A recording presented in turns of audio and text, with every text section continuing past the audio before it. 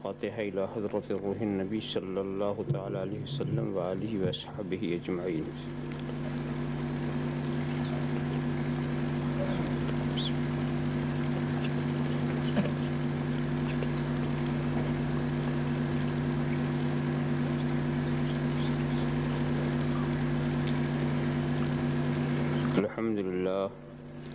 الحمد لله الذي قال في شان حبيبه الكريم عليه التحية والتسليم إن الله وملائكته يصلون على النبي يا أيها الذين آمنوا صلوا عليه وسلموا تسليما لبيك اللهم ربنا وسعديك اللهم صل وسلم وبارك على سيدنا ومولانا محمد طب القلوب ودوائها وعافية الأبدان وشفائها ونور الأبصار وضيائها وآله وصحبه دائما أبدا.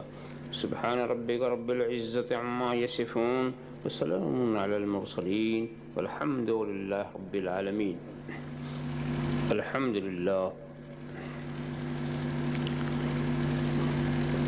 لله الذي يبدع الأفلاك والأرضين والصلاة والسلام على من كان نبيا وآدم بين الماء والطين وعلى آله وأصحابه أجمعين برحمتك يا أرحم الراحمين. أما بعد، أعوذ بالله من الشيطان الرجيم. بسم الله الرحمن الرحيم. واشکروا لی ولا تکفرون. سبحان اللہ. صدق اللہ مولانا العظیم وصدق رسولہ النبی الکریم ونحن علی ذلک لمن الشاہدین والشاکرین والحمد للہ رب العالمین. بارک اللہ لنا لکم فی القرآن العظیم ونفعنا وإیاکم بالآیات والذکر الحکیم انہ تعالی جواد کریم ملک بر رؤوف الرحیم. من علینا ربنا إذ بعث محمدا أيده بأيده أيدنا بأحمده أرسله مبشرا أرسله ممجدا صلوا عليه دائما صلوا عليه سرمدا. اللهم صل على سيدنا مولانا محمد وعلى سيدنا مولانا محمد كما تحب وترضى بأن تصلي عليه. ذرے ذرے سے نمایاں ہے مگر پنہا ہے. ذرے ذرے سے نمایاں ہے مگر پنہا ہے. میرے معبود تیری پردہ نشینی ہے عجیب. سبحان اللہ. میرے معبود تیری پردہ نشینی ہے عجیب. دور اتنا کہ تخیل کی رسائی ہے محال. دور اتنا کہ تخیل کی رسائی ہے محال. اور قربت کا یہ عالم کی رگے جاں سے قریب. سبحان اللہ. سبحان اللہ. اور قربت کا یہ عالم کی رگے جاں سے قریب.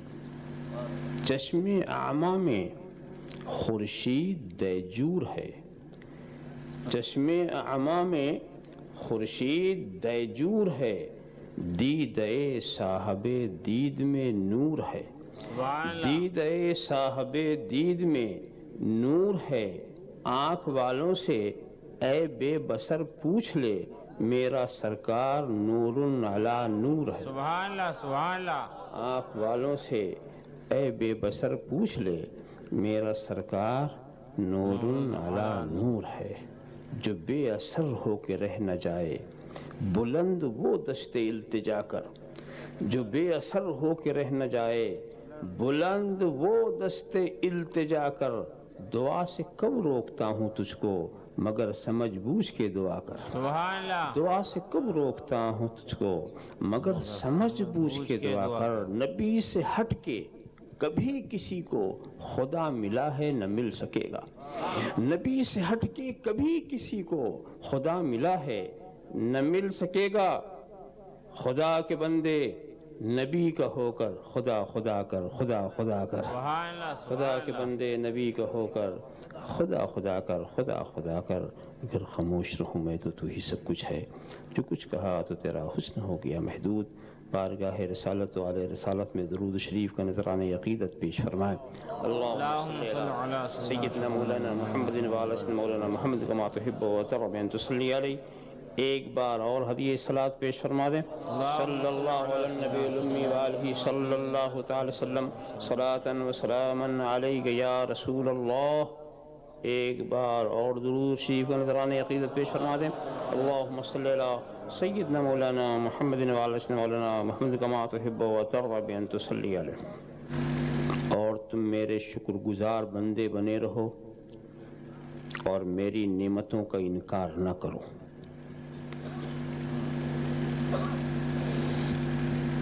ایک مطلب خیز ترجمہ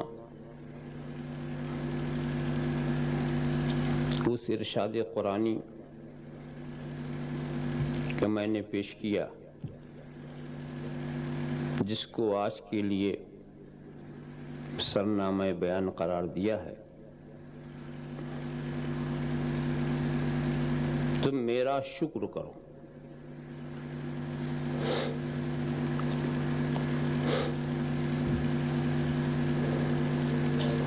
پہلے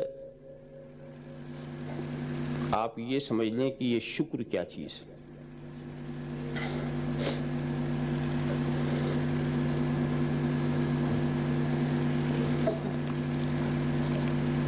جب شکر کا مفہوم متعین ہو جائے گا تو اب اس کے مقابلے میں جو کفر ہے اس کا معنی متعین ہوگا. ایک تو کفر وہ ہے جو ایمان کے مقابل میں آپ بولتے ہیں، یہ ایمان ہے، اس کا جو مقابل ہے وہ کفر ہے. جو مومن ہے وہ کافر نہیں، جو کافر ہے وہ مومن نہیں. اور ایک کفر وہ ہے جو شکر کے مقابلے میں.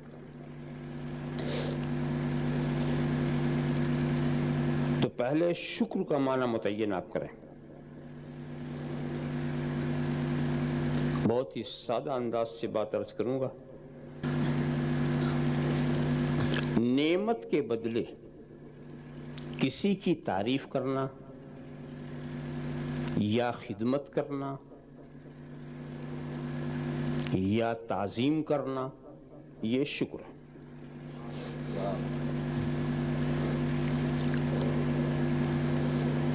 بس ایک بات کا لحاظ ہو، نعمت کے بدلے تعریف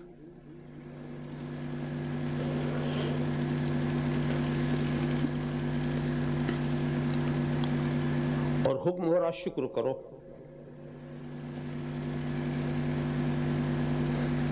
یہیں سے اس بات کا بھی حکم ملتا ہے کہ ہم نعمتوں کو پہچانیں اور نعمتوں کی معرفت حاصل کریں. اس لیے کہ جب نعمتوں کا علم ہی نہیں ہوگا تو ہم شکر کیا کریں گے. شکر نعمت ہی کے بدلے میں ہوتا. تو کسی کی تعریف آپ نے کی نعمت کے بدلے، یہ شکر ہے. اب اس کے مقابل میں جو کفر ہے وہ یہ ہے کہ نعمت ملے اور تعریف نہ کرو، تعریف سے روگردانی کرو، یہ ہے کفر. اور اگر شکر کے معنی ہے خدمت، میری خدمت کرو، میری مدد کرو، تو اب خدمت نہ کرنا، مدد کرنے سے باز رہنا، یہ کفر ہوگا.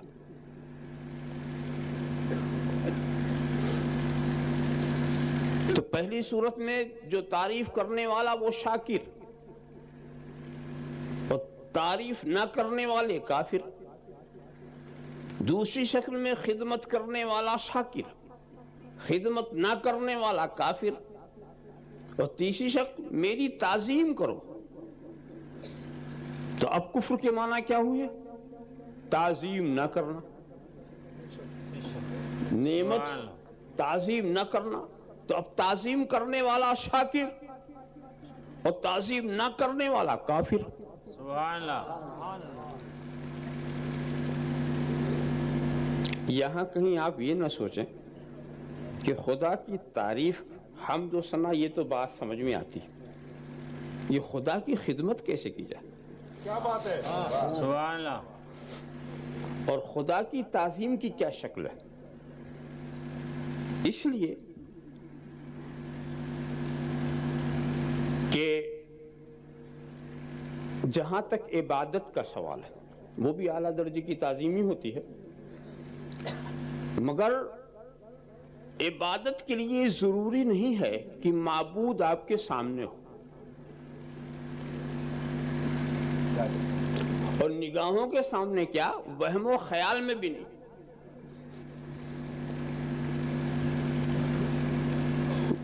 معبود کی حقیقت یا اس کی ذات کو سمجھنا آپ کے وہم و خیال سے بھی بات. تو ایک ایسی ہستی کی عبادت ہو سکتی ہے جو آپ کے خیال میں بھی نہ آئے،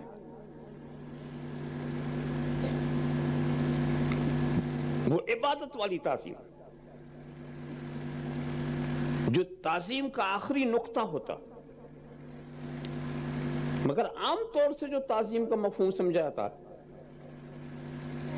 جب تک کہ معظم سامنے نہ ہو تعظیم کیسے کی جائے؟ جب تک ہم کسی محترم کو دیکھیں نہیں مراسم تعظیم کیسے ادا کریں؟ جب کوئی آپ کے پاس آتا ہے تب آپ کھڑے ہو جاتے ہیں، مگر نہ دیکھیں نہ وہ آپ کے سامنے سے گزرے تو سوال ہی نہیں پیدا ہوتا ذہن میں کہ ہم تعظیم کریں.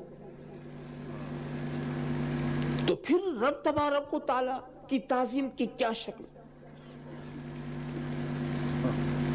اگر وہی مطالبہ ہے تعظیم سے کہ عبادت، تو عبادت کے تو مطالبے ہو ہی چکے ہیں. میری تعظیم کرو کا مطلب میری عبادت کرو، اگر یہی ہے مطالبہ تو عبادت کے مطالبے ہو چکے ہیں. اور لفظ تعظیم اور عبادت کے مفہوم، تعظیم اور عبادت کے مفہوم میں فرق بھی ہے. وہ فرق آپ ایسے سمجھیں گے کہ ہر عبادت تعظیم ہے مگر ہر تعظیم عبادت نہیں. اس کو اور ہلکا میں یوں کہتا ہوں کہ ہر انسان جانور ہے مگر ہر جانور انسان نہیں ہے. سبحان اللہ. تو اب خدا کی تعظیم کی کیا شکل ہوگی اور خدا کی خدمت کی کیا شکل ہوگی؟ ہم کیا شکل بنا سکیں گے؟ اگر قرآن کریم سے ہدایت نہ ملی ہوتی تو ہم کیا سمجھتے کہ کس کی تعظیم خدا کی تعظیم ہے اور کس کی خدمت خدا کی خدمت ہے، کس کی نصرت خدا کی نصرت ہے. مگر قرآن نے اس مسئلے کو حل کر دیا. وَمَن يُعَظِّمْ شَعَائِرَ اللَّهِ فَإِنَّهَا مِن تَقْوَى الْقُلُوبِ، جو اللہ کے دین کی نشانیوں کی تعظیم کرے یہی دل کا تقوی ہے. جو اللہ کے دین کی نشانیوں کی تعظیم کرے یہی دل کا تقوی ہے. تو اب خدا کی تعظیم کا مطلب یہ ہوا کہ خدا والوں کی تعظیم کرو، خدا سے جسے نسبت ہو جائے. سبحان اللہ سبحان اللہ سبحان اللہ. تو اب جو خدا والوں اس کی تعظیم کرے گا وہ شاکر، اور جو تعظیم سے انکار کرے گا وہ کافر. سبحان اللہ سبحان اللہ. نعرہ تکبیر، نعرہ رسالت، حضور شیخ الاسلام. سبحان اللہ سبحان اللہ. ان تنصروا اللہ ینصرکم، تم خدا کی مدد کرو گے تو خدا تمہاری مدد کرے گا. سبحان اللہ. تو یہ خدا اپنی مدد، خدا کی مدد کرو گے، خدا کی خدمت کرو گے تو اپنے محبوب اور اپنے دین اور اپنے اسلام کی مدد کو خدا نے اپنی مدد قرار دیا. سبحان اللہ سبحان اللہ. تو معلوم خدا والوں کی مدد یہ خدا کی مدد ہے. تو جو مدد کرے گا اللہ کے نیک بندوں کی وہ ہے شاکر، اور جو مدد سے منہ پھیرے گا وہ ہوگا کافر. سبحان اللہ. وہ شکر کے مقابلے میں کفر. اس کو ذہن میں آپ رکھیے گا. اور واقعی دوستو عظمت ہوتی کیسے؟ آپ تعظیم کریں، تعظیم کسی کریں گے جو عظمت والا ہو. عظمت والا کون ہوگا؟ عظمت ملتی ہے نسبت سے، یا تو ذاتی کمال ہو یا ذاتی کمال والے سے نسبت ہو۔ سبحان اللہ سبحان اللہ۔ عظمت ملتی ہے نسبت سے، عظیم کی نسبت سے۔ سبحان اللہ۔ کسی عظیم کی طرف آپ کو نسبت ہو جائے آپ کو عظمت ملے گی۔ اگر یہ نسبت بالذات ہے تو عظمت بالذات حاصل ہوگی، سبحان اللہ۔ اور اگر یہ نسبت بالواسطہ ہے تو عظمت بالواسطہ حاصل ہوگی۔ اب عظمت بالذات کی مثال رسول اللہ، کتاب اللہ، دین اللہ، ولی اللہ، براہ راست خدا کی طرف نسبت، سبحان اللہ۔ تو یہ عظمت بالذات ہوگی۔ اور کسی واسطے سے ہو تو یہ عظمت بالواسطہ۔ تو عظمت ملتی ہے نسبت سے،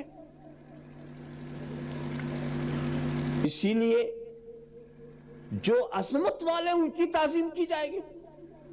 ارے بھئی من لم یرحم صغیرنا ولم یوقر کبیرنا فلیس منا، جو ہمارے چھوٹوں پہ رحم نہ کرے، بڑوں کی توقیر نہ کرے، وہ ہم میں سے نہیں ہے۔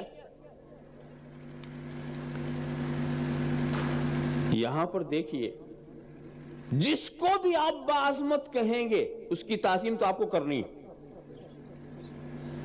ہاں یہ ہو سکتا ہے کہ آپ کسی کو بعظمت نہ سمجھیں، اس لیے تعظیم نہ کریں، تو یہ آپ کا سمجھنا صحیح ہو یا غلط، یہ ہو سکتا ہے کہ یہ سمجھنے میں غلطی کی آپ نے، مگر چونکہ آپ بعظمت سمجھتے ہی نہیں تو تعظیم نہ کرنا وہ کسی حد تک معقول کہا جائے گا۔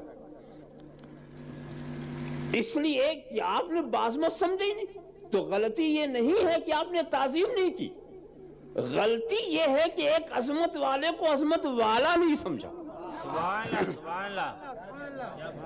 اللہ۔ سمجھتے تو ضرور کرتے، ارے یہ نقطہ تو شیطان کی نظر سے بھی چھپا ہوا نہیں تھا، اس لیے کہ جب شیطان سے کہا گیا تھا اسجدوا لآدم، آدم کا سجدہ کرو، تو فرشتوں سے کہا گیا تھا، اس میں وہ بھی شامل حکم کے اندر، تو سب جھک گئے لیکن وہی ایک نہیں جھکا۔ واقعہ مشہور ہے، بار بار آپ سنتے ہیں، اور اس نہ جھکنے کی وجہ سے کہ خدا نے حکم دیا نہیں مانا، فوراً اسے مردود کر دیا جاتا، ایسا نہیں کیا گیا۔ حالانکہ رب تبارک و تعالیٰ اگر اسی بات پر بھی مردود کر دے تو پھر کیا بات، وہ تو جو چاہے گا، فعال لما یرید، جو چاہے کرے، مگر نہیں، اس نے سجدہ نہیں کیا تو سجدہ نہ کرنا یہ اس کا عمل ہے، اور عمل کی ہوئی غلطی، تو عمل کی غلطی سے اسے مردود نہیں کیا گیا۔ بھئی عمل کی غلطی سے اگر مردود ہو جائے آدمی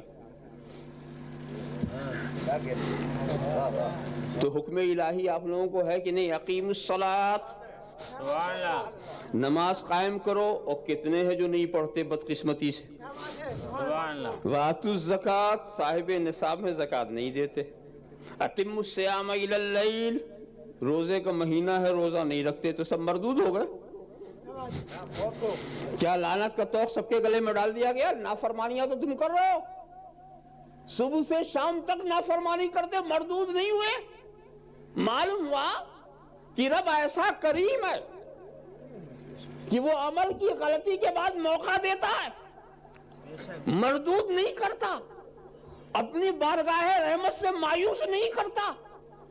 تو ابلیس سے بھی ایک عمل کی غلطی ہوئی، اگر اسے مردود کر دیا جاتا تو آج تم یہ کہہ سکتے تھے کہ صرف ایک عمل کی غلطی سے اس کو اتنی بڑی سزا دی گئی۔ اسی لیے خدا نے اسی وقت یہ بات بھی ظاہر کرا دی کہ اے ابلیس بول، میں نے جب حکم تجھے دیا تھا تو تو نے سجدہ کیوں نہیں کیا؟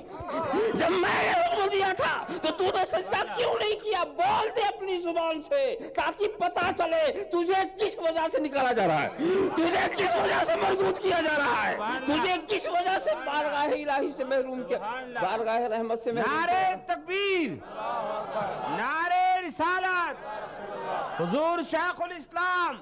सुभान अल्लाह। ये मिट्टी के, मैं आका, ये बशर, मैं जिन।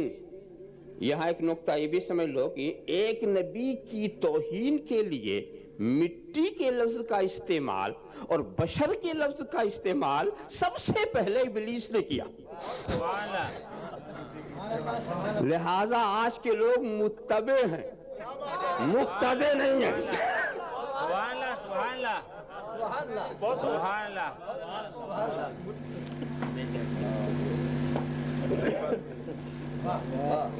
आप इस बात को समझें। हाँ तो बात ही अना खैरुम मिन, मतलब ये है कि इब्लीस भी इस बात का कायल था कि अजमत वाले की ताजीम करनी चाहिए। ये बेहतर नहीं, मैं बड़ा हूं, अगर ये बड़ा होते तो मैं ताजीम कर लेता, मगर बड़ा तो मैं हूं। अना खैरुम मिन्हु, नबी से अपने को बड़ा समझा, ये अमल नहीं है, ये अकीदा है, ये नजरिया है। इसी नजरिए ने उसे ताजीम से रोका। दोस्तों, नजरिया पहले बनता है, अमल बाद में जाहिर होता है। पहले लोग नजरिया बनाते हैं, उस नजरिए के मुताबिक अमल करते हैं, तो जो ताजीम करें समझ में आ जाएगा कि इस ताजीम के अमल से पहले ये नजरिया है कि नबी अजमत वाला है, नबी अजमत वाला है। और जो ताजीम ना करे, समझ लो कि वो ये नजरिया बना चुका है कि नबी अजमत वाले नहीं है, नबी अजमत वाले नहीं है।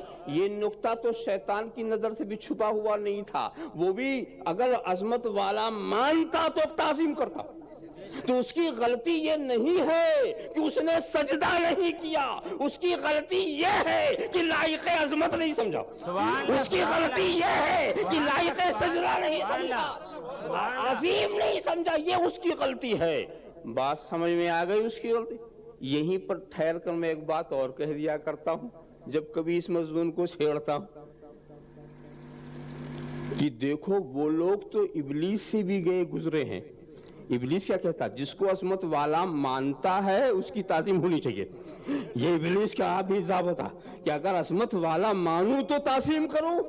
वो लोग कितने हैरतनाक हैं और किस कदर अजीब हैं जो एक तरफ अजमत वाला भी कहते हैं और ताजीम भी नहीं करते। ये बात तो इब्लीस के भी ज़हन में नहीं आई। अल्लाहुम्मा सल्ली अला सय्यिदना मौलाना मुहम्मद कमा तुहिब्बु व तर्दा बिन तुसल्ली अलैहि। जरा सोचने की बात है। वश्कुरुली वमन युअस्सिम शाइर अल्लाह फइन्नहा मिन तक़वल क़ुलूब। जो अल्लाह के दीन की निशानियों की ताज़ीम करे यही दिल का तक़वा। तो इन्हीं की ताज़ीम, यही खुदा की ताज़ीम। यहां पर मैं एक बात और कह के आसानी से निकल जाऊं। ये खुदा के दीन की निशानी ये क्या है,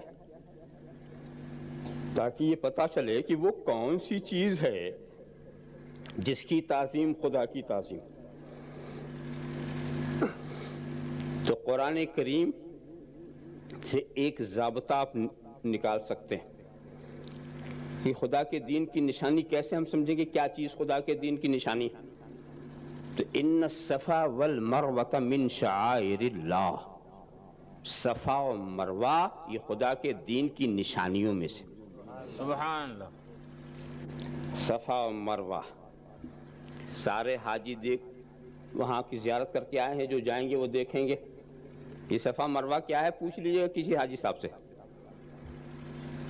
सफ़ा और मरवा किसी पैगंबर का नाम नहीं है, किसी नबी रसूल का नाम, किसी गौस कुतुब का नाम नहीं।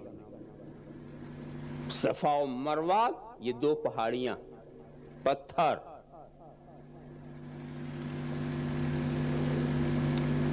अब जाकर आप सफ़ा मरवा से भी पूछ लें, जुबान हाल की बोली अगर आप समझते हो, और आप मालूम करें, पता लगाएं कि सफ़ा और मरवा ने कितनी नमाजें पढ़ी और कितने चिल्ले किए। सारी दुनिया वहीं जाके हज करती है, आज तक उसने एक भी हज नहीं किया। اور ساری دنیا وہی جا کر صحیح کرتی، اس نے خود اپنے اوپر صحیح نہیں کیا. وہیں جا کر اسی کے سامنے لوگ کعبے کا چکر لگاتے ہیں، اس نے کبھی چکر نہیں لگایا. پھر یہ مقام وہ خدا کے دین کی نشانی کیسے ہو گیا؟ وہ خدا کے دین کی نشانی کیسے ہو گیا؟ یہ پتھر ہے، پتھر. مگر بھائی پوچھئے گا تو کسی ایسے حاجی سے واقعی جو ہو کے آیا، ایسا نہ ہو کہ بمبئی سے واپس آ گیا ہو، پتہ نہیں وہ کیا بتا دے کہ صفا کسی غوث کا نام ہے اور مروہ کسی قطب کا نام ہے. سبحان اللہ. ہاں، مجھے کسی نے واقعہ سنایا کہ ایک دیہات میں کوئی سیٹھ صاحب تھے، اللہ نے دے رکھا تھا بہت کچھ، مگر حج کا خیال نہیں کرتے تھے. گاؤں والوں نے بہت اصرار کیا، سیٹھ صاحب حج کر لیجئے، سیٹھ صاحب حج کر لیجئے، سیٹھ صاحب حج کر لیجئے. اب جب دیکھا پیچھے ہی پڑ گئے ہیں تو سوچا چلو بمبئی تک چلتے ہیں حاجیوں کے قافلے کے ساتھ، اور پھر حاجیوں ہی کے قافلے کے ساتھ واپس آ جائیں گے. کہیں کسی حوض سے پانی بھر لیں گے، بازار سے کھجور خرید لیں گے، سبحان اللہ. کہیں سے لمبا کرتا بنوا لیں گے اور حاجی بن کے چلے آئیں گے. تو سیٹھ صاحب اسی طرح سے حاجی بن کر کے جب وہ آئے حاجیوں کے قافلے کے ساتھ، گاؤں والوں نے خوب پھول ہار کیا، خوب اچھا ویلکم، خوب بہترین انداز سے خوش آمدید. مگر جو پرانے حاجی صاحب تھے ان میں ایک صاحب پوچھ پڑے، حاجی صاحب یہ بتائیے حجر اسود کو بوسہ دینے کا موقع ملا؟ تو انہوں نے کہا ہاں حضرت اسود جو ہیں بڑے اچھے آدمی. سبحان اللہ. اب یہ حاجی گھبرا گیا، ارے آپ آدمی کہتے ہیں، وہ تو پتھر ہے، پتھر ہے. تو مسکرا کہتے ہیں نہیں حاجی صاحب، جب آپ گئے تھے تب پتھر تھے، اب آدمی ہو گئے. سبحان اللہ. بہت پہلے آپ گئے تھے. تو ایسے سے مت پوچھئے گا، ایسے سے پوچھئے جو واقعی زیارت سے آ گیا. تو دیکھو طوالت کرنے کی ضرورت نہیں ہے. واقعی اگر پتھر کا مقدر دیکھنا ہے تو مکے چلو. سبحان اللہ.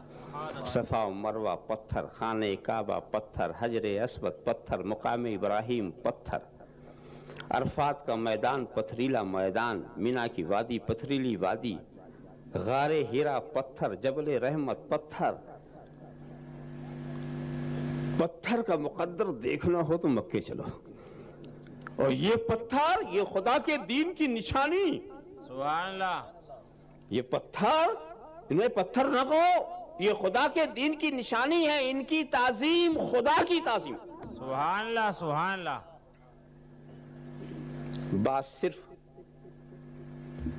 صفا مروہ کے تعلق سے چلی، ایک اللہ کی مقبول بندی کے قدموں سے نسبت ہو گئی. سبحان اللہ. اس کے سوا آپ کیا دیکھیں گے؟ یہ سب نسبتوں نے انہیں یہ مقام دے دیا. مقام ابراہیم کو تو وہ مقام ملا کہ کسی پتھر کا مقدر ایسا نہیں دکھتا.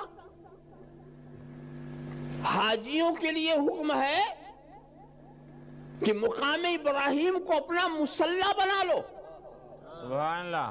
مقام ابراہیم وہی پتھر ہے نا جہاں سے ابراہیم کھڑے تھے اور کعبے کی تعمیر فرما رہے تھے، تو پتھر وہ بلند ہوتا تھا، نیچے ہوتا تھا، ان کے ارادے کے مطابق. اس پر نشان رکھ، حضرت ابراہیم کے نشان قدم اس کے اوپر. تو کہا اس کو مصلی بناؤ. تو اس پورے حصے میں وہ نماز سب سے افضل ہے جو مقام ابراہیم کے پاس ادا کی جاتی. سبحان اللہ. یعنی اس نماز سے بھی زیادہ افضل جو حتیب میں ادا کی گئی، اس نماز سے بھی زیادہ افضل جو خانہ کعبہ کے اندر ادا کی جائے. سبحان اللہ. مقام ابراہیم یعنی کعبے کے قریب ہو کے نماز پڑھو تو وہ فضیلت نہ ملے، اور مقام ابراہیم کے قریب ہو تو فضیلت ملے. بات کیا ہے؟ بات یہ ہے کہ مقام ابراہیم جو پتھر ہے اس پر حضرت ابراہیم کا نشان قدم ہے. سبحان اللہ. تو اپنی عبادت کو اگر تم مقبول اور معظم اور بہتر فضیلت والا بنانا چاہو تو سجدہ خدا کے لیے ہو اور قربت نبی کے نشان قدم سے ہو. سبحان اللہ. سبحان اللہ. سبحان اللہ. سبحان اللہ. سبحان اللہ. کبھی اس پتھر سے پوچھنا، اے پتھر تیری سختی بہت مشہور ہے، تو نے کیوں نشان لے لیا ایک نبی کا؟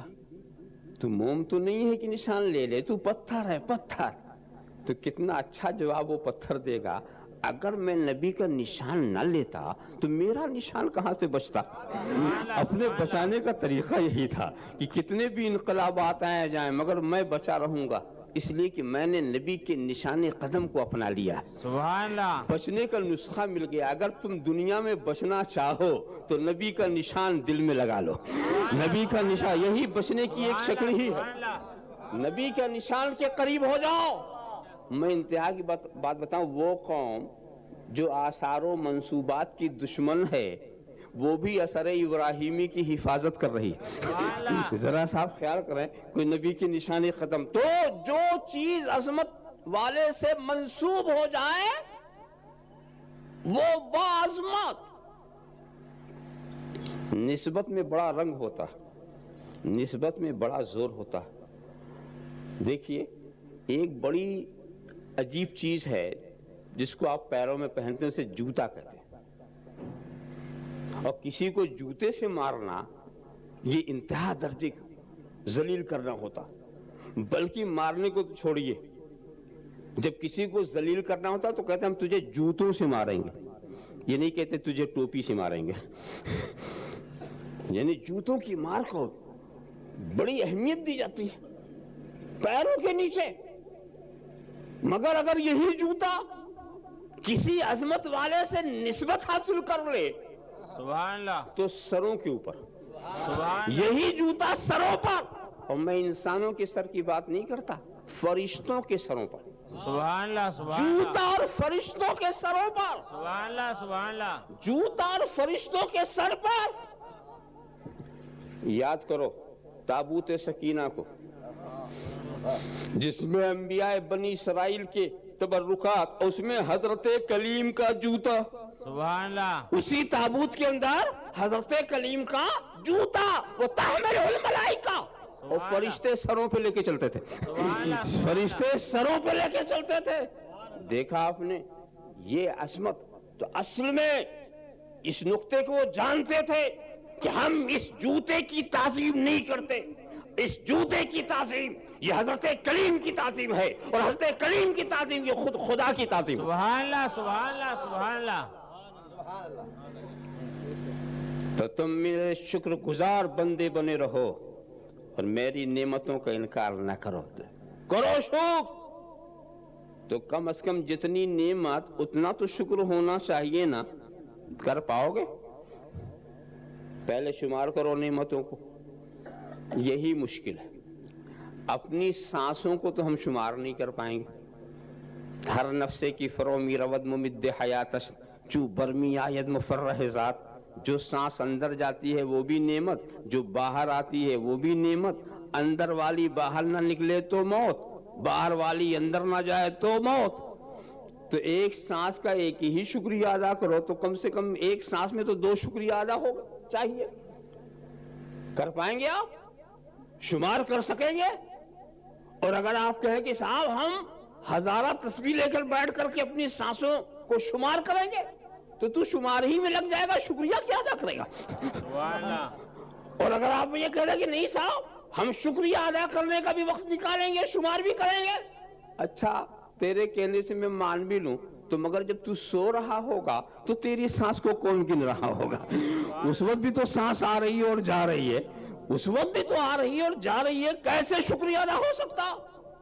رب کریم کے احسانات اور بہت سارے احسانات کو تو میں کیا شمار کراؤں.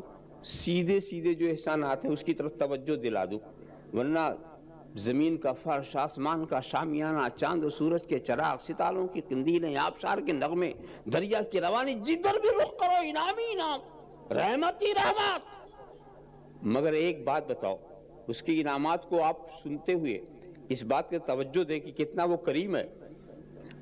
اس نے ساری مخلوق کو اپنی مرضی سے پیدا کیا کہ کسی سے مشورہ لیا تھا؟ اور انسان جو ہے یہ خدا کی آخری مخلوق یعنی آخری نوع، آخری قسم مخلوقات کی. اس کے بعد نئی قسم خدا نے نہیں پیدا فرمائی، اس لیے کہ جو مقصود ہوتا ہے وہ آخر میں ہوتا ہے، اس کے بعد کوئی نہیں آتا. تو مقصود کائنات انسان. اب انسان کے بعد نئی مخلوق نہیں یہ ہے، تو اس نے جسے چاہا انسان بنا دیا اپنی مرضی سے. ہمیں بھی انسان بنا دیا، کچھ اور بنا دیا ہوتا تو آپ کیا کر لیتے؟ جنگل کا جانور بنا دیتا، دریا کا قطرہ بنا دیتا، درخت کا پتا بنا دیتا، ریگستان کا ذرہ بنا دیتا، کچھ بھی بنا سکتا تھا نا. مگر بنایا کیا؟ انسان. کتنا بڑا احسان. اور انسان بنا کر لقد خلقنا الانسان فی احسن تقویم کا جامہ پہنا دیا. لقد کرمنا بنی آدم کی مسند پر بٹھا دیا. انی جاعل فی الارض خلیفہ کا تاج پہنا دیا. سبحان اللہ. کتنا بڑا احسان اس کا. یہ احسان عظیم ہے کہ نہیں؟ اور پھر اس کے بعد اس طور سے غور کرو کہ انسانوں میں بھی قسم کے لوگ ہیں کہ نہیں؟ مومنین بھی ہیں، کافرین بھی ہیں، موحدین بھی ہیں، مشرکین بھی ہیں، مخلصین بھی ہیں، منافقین بھی ہیں. تو خدا کیا بنا سکتا؟ جو چاہتا بنا دیتا. لیکن یہ اس کا دوسرا عظیم احسان کہ اس نے ہم کو ایمان والا بنایا. ایک ایک نعمت آپ غور کرتے چلے جائیے. ایمان والا بنایا. اور پھر یہ بات بھی سامنے کہ ایمان والا ہی بنانا تھا تو کسی بھی نبی کے زمانے میں پیدا کر کے اس کا فرما بردار بنا دیتا. حضرت آدم کے زمانے میں ہوتے تو بھی ہم ایمان والے ہی تھے. حضرت خلیل کے زمانے میں ہوتے ان پر ان کے ماننے والے ہوتے، جب بھی ہم ایمان والے ہی تھے. مگر یہ اس کا کتنا بڑا کرم ہے، کتنا بڑا احسان ہے کہ اس نے اپنے محبوب کے غلاموں میں پیدا کیا.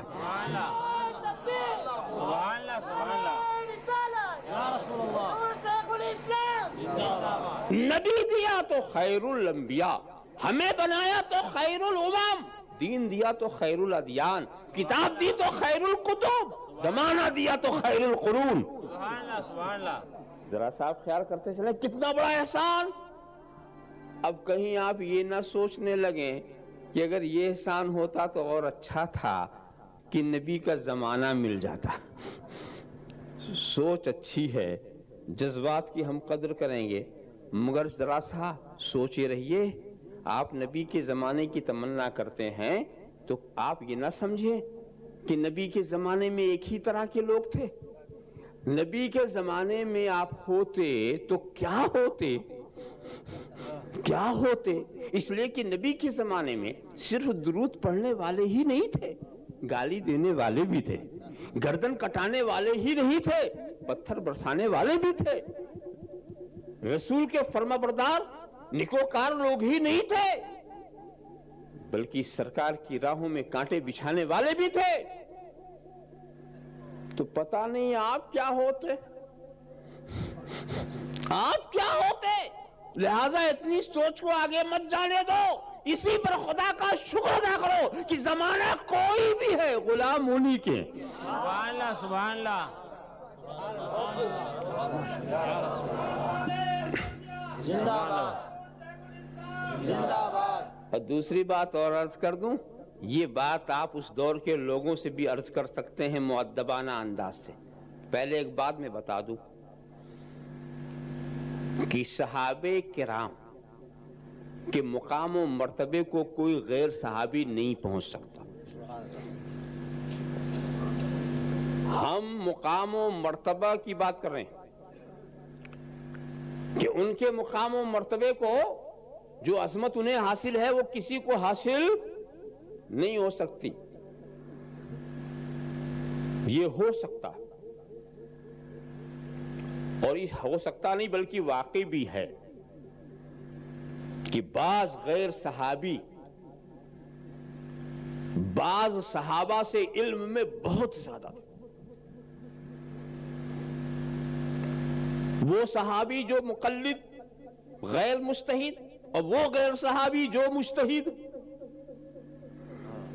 وہ علم میں ان صحابہ سے زیادہ. اور اعمال کی تعداد دیکھو تو بعد والوں کی ریاضت مشقت ہے، وہ بھی بہت ہی زیادہ دکھ رہی ہیں. اس کے باوجود، علم و عمل کی کثرت کے باوجود، کوئی اپنے وقت کا غوث و خواجہ ہی کیوں نہ ہو مگر صحابی کے مقام کو نہیں پہنچتا. وہ بات اپنی جگہ پر، وہ عقیدے کی بات ہے، نہیں پہنچتا. کیا سمجھے آپ؟ اس لیے کہ ان کو جو مقام ملا ہے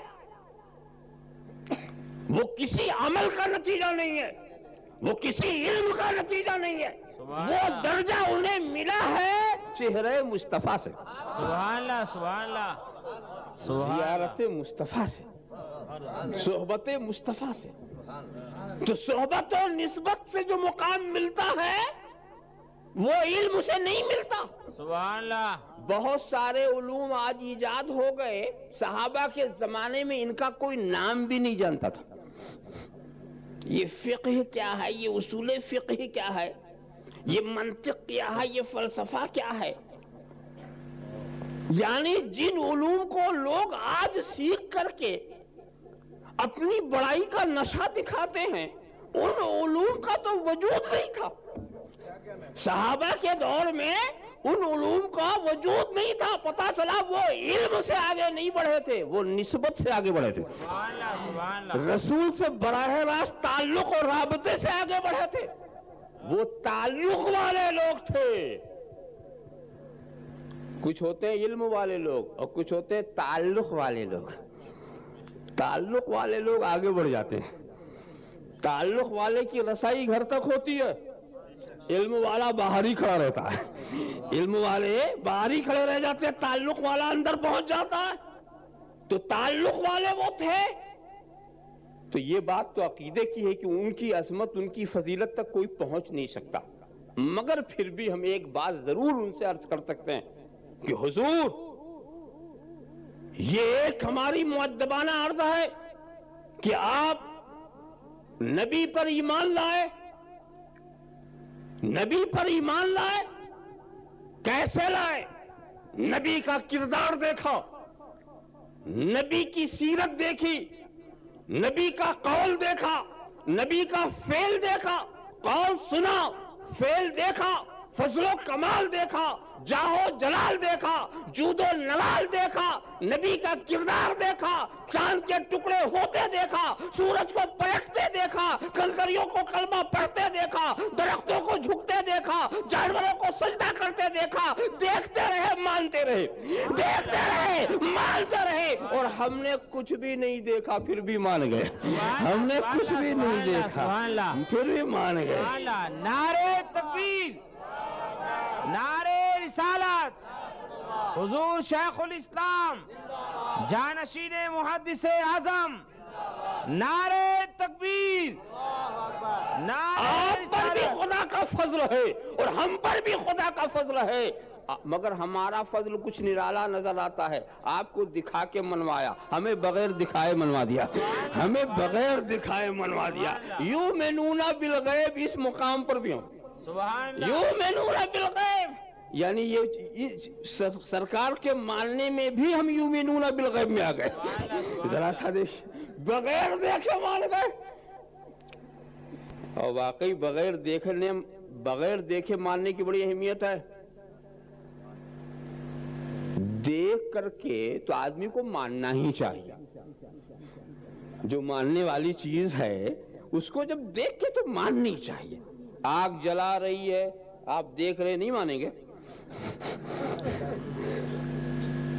کشتی دریا میں ڈوب رہی ہے، آپ دیکھ رہے نہیں مانیں گے. سورج سے تیز کرنیں نکل رہی ہیں، آپ دیکھ رہے نہیں مانیں گے. دیکھ کے جو نہ مانے تو بہت بد نصیب ہے. دیکھنے والوں کو تو ماننا ہی چاہیے.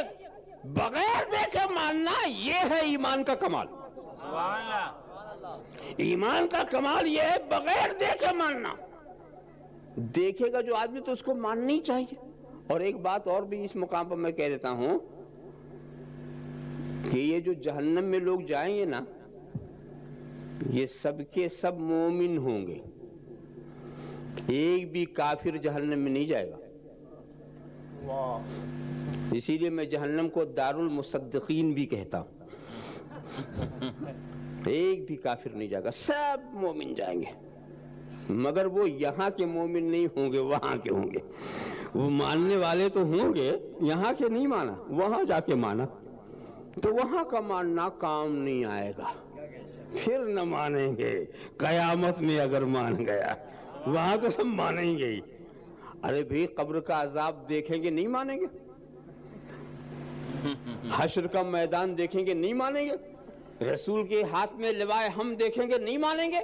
سرکار کے پرچم کے تلے انبیاء کرام کو دیکھیں گے، نہیں مانیں گے؟ پل صراط دیکھیں گے، نہیں؟ وہاں تو ماننا ہی ہے۔ ارے میں آپ کو بتاؤں، دنیا میں جب تک رہے وسیلے کے خلاف لکھتے رہے، بولتے رہے، اور قیامت میں پہنچے تو کام وسیلے سے شروع کیا، وہاں کام ہی وسیلے سے شروع کیا، تو وہاں تو مان نہیں ہے، مگر وہاں کا ماننا کام نہیں آئے گا۔ ماننا ہے تو یہیں سے مان لو، یہاں سے مان کے چلو گے تو یہ ایمان والے ہیں جو جنت میں جائیں گے، اور جو وہاں رہ کر کے مانا، وہاں تو اچھا منمانا تھا بھی، ورنہ قیامت کی ضرورت ہی نہیں تھی۔ اگر یہ ساری باتیں منمانی نہ ہوتی تو قیامت کی ضرورت ہی نہیں تھی۔ خدا علیم و خبیر عالم الغیب و شہادہ، جس کو چاہے اپنے فضل سے جنت میں پہنچا دے اور جسے چاہے اپنے عدل سے جہنم میں ڈال دے، کسی کو دم مارنے کی گنجائش ہی نہیں کہ ہے دم مارنے کی گنجائش۔ کیا جہنمیوں کو اگر بغیر حساب کتاب کے جہنم میں ڈال دیا جاتا تو وہاں جا کر وہ اسٹرائک کرتے، کالے بلے پہنتے، کالی جھنڈی، انقلاب زندہ باد، انقلاب زندہ باد، حساب نہیں لیا جہنم میں ڈال دیا، حساب نہیں لیا جہنم میں ڈال دیا، انقلاب زندہ باد، دم مارنے کی گنجائش نہیں۔ مگر رب نے جو ضابطۂ رحمت بنایا، حساب کتاب کی منزلوں سے بھی گزارا، قیامت کی منزل، زبردست اجتماع، آخری، اور اس میں سب موجود، اولین بھی، آخرین بھی، مومنین بھی، کافرین بھی، انبیاء بھی، مرسلین بھی، سب موجود، موحدین بھی، مشرکین بھی، اکٹھا جو منتشر تھے سب کو جمع کیا گیا، جمع کیا گیا، اور اس کے بعد اپنی آنکھوں سے وہ دیکھ رہے منظر، پتا چل گیا اے محبوب، اگر یہ کانفرنس نہ ہوتی، اگر یہ اجتماع میں نے نہ کیا ہوتا تو جنتی جنت میں پہنچ جاتا، جہنمی جہنم میں پہنچ جاتا، مگر تیرے ہاتھ میں لوائے حمد کون دیکھتا؟ تجھے پل صراط پر بچاتا ہوا کون دیکھتا؟ تجھے حوض کوثر پر پانی پلاتا ہوا کون دیکھتا؟ تجھے میزان کے پاس سہارا دیتا ہوا کون دیکھتا؟ تمہارے پرچم کے نیچے انبیاء کا ہجوم کون دیکھتا؟ تجھے مقام محمود اور مقام شفاعت کبریٰ پہ کون دیکھتا؟ تو اے محبوب، یہ حساب کتاب کے لیے میں نے نہیں کیا ہے، تیرے مقام کو دکھانے کے لیے، تیرے مرتبے کو سمجھانے کے لیے، تیری محبوبیت کو سمجھانے کے لیے۔ تو جب ان میں تھا تو محمد تھا، آج تو محمود ہے۔ تو ان میں تھا جو محمد تھا، محمد وہ ہے جس کی کچھ لوگ تعریف کریں تو کچھ برائی کریں، مگر محمود وہ ہے جس کی دشمن بھی تعریف کرے، دوست بھی تعریف کرے، ساری کائنات تعریف کرے، وہ محمود ہے۔ نعرہ رسالت، سبحان اللہ، سبحان اللہ، محدث اعظم ہند، سبحان اللہ، حضور محدث اعظم ہند، سبحان اللہ، وعدہ اشرفیہ، نعرہ تکبیر، تو تیرے شانی محمودیت کو دکھانا ہے، تیرے مقام محبوبیت کو دکھانا ہے، تاکہ جہنمی جہنم میں جانے سے پہلے سمجھ لے کہ ہم نے کس سے دشمنی کی تھی، اور اور جنتی جنت میں جانے سے پہلے سمجھ لے ہم نے کس سے دوستی کی تھی. اللہم صلی علی سیدنا مولانا محمد وعلی سیدنا مولانا محمد کما تحب و ترضى بان تصلی علیہ. واشکرونی، میری نعمتوں کا انکار نہ کرو، میرے شکر گزار بندے بنے رہو. نعمتوں کا ایک سرسری سا جائزہ. ویسے تو نعمت تو بہت، ہر چیز کو نعمت ہی سمجھتے. بھئی آنکھ نعمت ہے کہ نہیں؟ زبان، ہاتھ، پیر ہے نعمت؟ کون اس کو نعمت نہیں کہتا؟ اور یہ آپ کے، یہ ہاتھ بھی آپ کا ہے، یہ پیر بھی آپ کے، یہ آپ کے غیر تو نہیں ہے. اور یہ آپ کے ایسے دوست ہیں کہ جو چاہو آپ ان سے کرا لو. ایسا دوست کون ملتا؟ جو چاہو کرا لو. پیر سے کہو چل تھیٹر، انکار نہیں کرے گا. حضور ہم حاضر ہیں، لے چلیے. شراب کھانے چل، چلنے کو تیار. جوا کھانے چل، چلنے کو تیار. چوری ڈکیتی جس کام کے لیے لے چلو چلنے کو تیار. ایسا دوست، ایسا ساتھی. وہی ہاتھ کا حال ہے، جو کہو کرنے کو تیار. رشوت کے لیے بڑھاؤ تو بڑھ جاتا ہے، سود کے لیے بڑھاؤ تو بڑھ جاتا ہے، ظلم کرنے کے لیے بڑھاؤ تو بڑھ جاتا ہے، کسی کو تھپڑ لگانے کے لیے بڑھاؤ تو بڑھ جاتا ہے. جو کہو کرتا. اور آپ اس کو اتنا اپنائے ہوئے ہیں کہ کبھی ایسا نہیں ہوا کہ گھر سے باہر آپ جائیں اور ہاتھ کو گھر میں ٹانگ کے چلے جائیں. کبھی ایسا نہیں ہوا کہ پیر کو چھوڑ کے چلے جائے کہ بھی تو بہت چل چکا، اب آرام کر. لے کے ساتھ ساتھ چلتے ہی تیرے ہیں تیرے. مگر دوستو وہ منظر عجیب ہوگا. میدان قیامت میں تیری زبان بند کر دی جائے گی اور تیرے ہاتھ تیرے خلاف گواہی دیں گے، تیرے پیر تیرے خلاف بولیں گے. اے اللہ یہ مجھے تھیٹر لے گیا تھا، اے اللہ یہ مجھے سنیما لے گیا تھا، یہ شراب خانہ لے گیا تھا، یہ جوا خانہ لے گیا تھا، یہ یہاں لے گیا تھا، یہ وہاں لے گیا تھا. سارے عیب کو کھول رہے ہوں گے اور یہ ہاتھ بھی بول رہے اس نے مجھ سے ایسا ایسا کام لیا، فلاں کو بلا وجہ تھپڑ لگا لیا، فلاں کا حق چھین لیا، فلاں سے رشوت لے لی، فلاں سے سود لے لیا. اب سب بتاتے چلے جا رہے ہیں، زبان بند ہے، ہاتھ پیر بولتے جا رہے ہیں. وہاں جا کے پتا چلا کہ جس کو ہم نے اپنا سمجھا تھا وہ خدائی جاسوس تھے، وہ خدائی جاسوس تھے جو ہمارے ساتھ ساتھ ہمارے کردار کو دیکھ رہے ہیں اور اپنے محفوظ کرتے چلے جا رہے ہیں. دیکھو دوستو یہی آپ کے اپنے تھے، آئے کام. یہی آپ کے اپنے تھے، کام آئے. آپ کے عیبوں کو کھول رہے ہوں گے، بولو پھر وہ کیسا اپنا ہوگا جب ہمارے ہاتھ پیر ہمارے عیبوں کو کھول رہے ہوں گے تو کالی کملی والا ہمارے عیبوں کو چھپا رہا ہوگا، ہمارے عیبوں کو چھپا رہا ہوگا. تو اپنا تو وہی ہے جو گنبد خضرا میں ہے. یہ پیر ہمارا نہیں ہے، یہ ہاتھ ہمارا نہیں ہے، ہمارا تو وہی ہے جو گنبد خضرا میں آرام کر رہا ہے. سبحان اللہ. یا رسول اللہ، زندہ باد. اور ایک بات اور بتا دوں، ویسے ساری نعمتیں نعمت ہیں مگر فرق کیا ہے کہ ان کا صحیح استعمال ہو تو نعمت. ہاتھ نعمت ہے مگر اس کا صحیح استعمال، آنکھ نعمت ہے مگر اس کا صحیح استعمال، پیر بھی نعمت ہے. تو اب اس کی پوری تفصیل ہم کہاں تک آپ کو بیان کریں. آپ تشریح کرتے جائیں تو ہر چیز نعمت ہے جب اس کا استعمال صحیح. اگر آنکھ کا غلط استعمال ہو تو آنکھ زحمت، کان کا غلط استعمال ہو تو زحمت.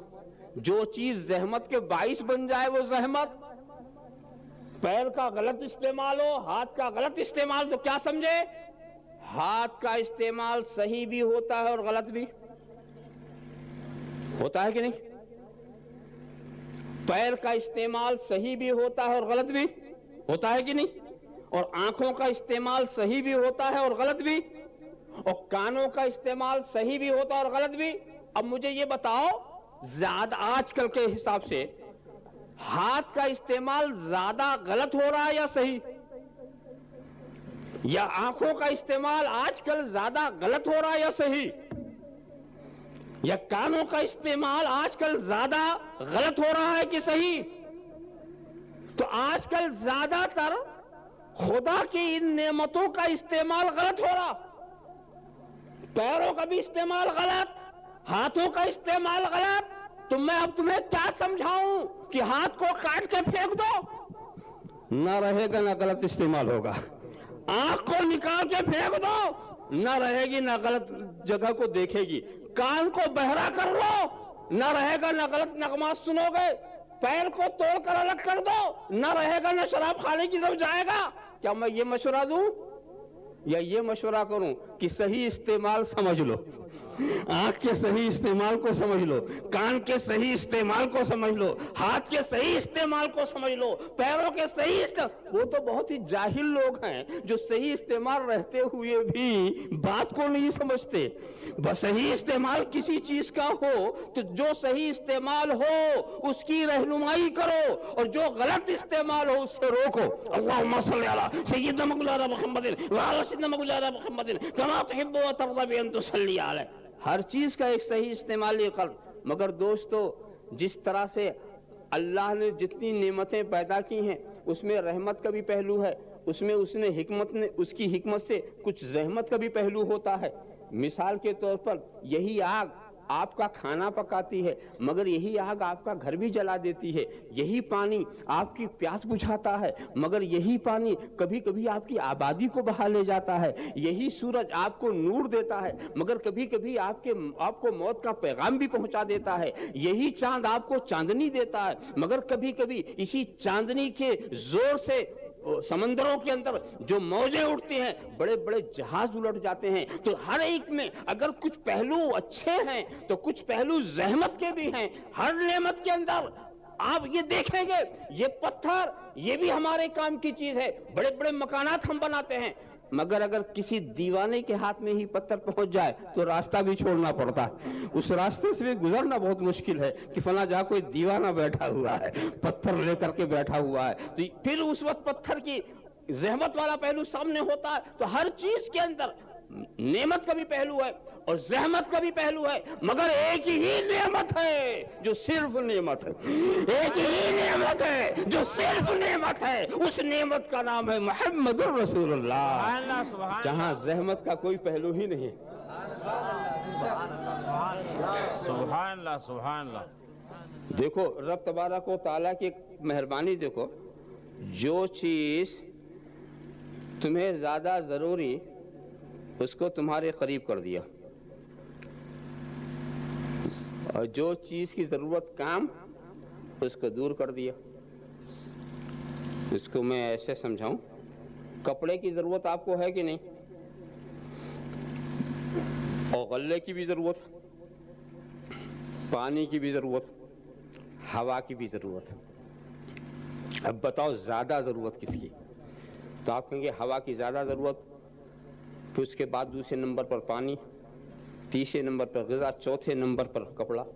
کپڑا ایسا ہے کہ نہ ملے تو بھی آپ زندہ رہ سکتے ہیں، اس لیے کپڑے کو حاصل کرنے میں آپ کچھ وقت لگتا ہے۔ بیج لگاتے ہیں، کپاس تیار ہو، پھر اس سے ڈورے بنوائیے، پھر اس کو کارخانے میں اس کے کپڑے تیار کرائیے، پھر اس کو لے آئیے، درزی کی تراش خراش کے مرحلے سے گزرے، پھر وہ آپ کے بدن پہ آتا ہے۔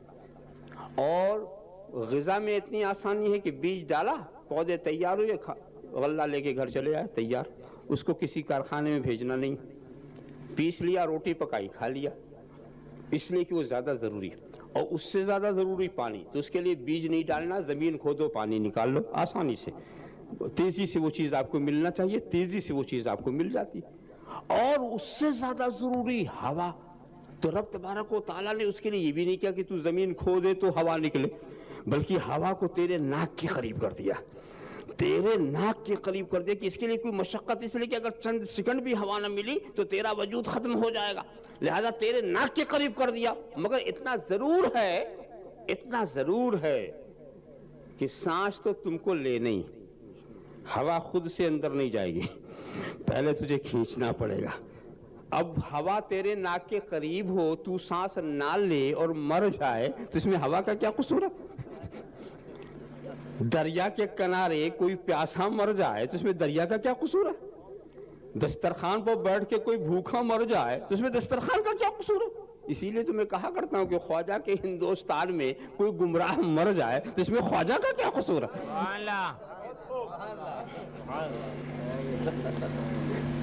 صاحب خیال کرتے چلے جائیں۔ اب ایک بات سنو کہ جسم کی زندگی کے لیے خدا نے یہ انتظام کیا، جو چیز جسم کی زندگی کے لیے ضروری وہ جسم کے قریب۔